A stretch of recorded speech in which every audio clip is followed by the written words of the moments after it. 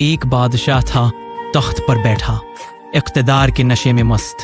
اس نے ایک بے گناہ قیدی کے قتل کا حکم صادر کیا۔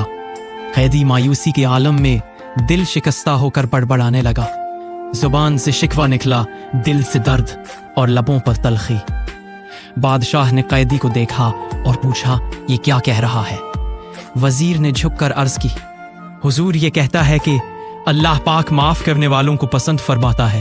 یہ سن کر بادشاہ کا دل پگھل گیا۔ اقتدار کی سختی رحم کی روشنی سے نرم پڑ گئی۔ اس نے قیدی کی رہائی کا حکم دے دیا۔ تب ایک مصاحب بولا، حضور یہ تو آپ کو گالیاں دے رہا تھا۔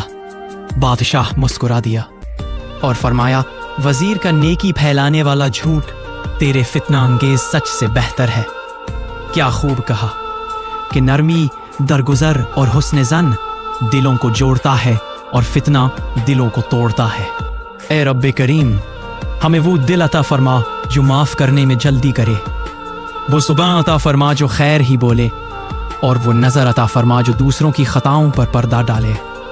اے مالک دل و جان، ہمیں فتنہ سے بچا، نیکی کی راہ دکھا اور ہمیں ان لوگوں میں شامل فرما جنہیں تو اپنا محبوب کہتا ہے۔ آمین یا رب العالمین۔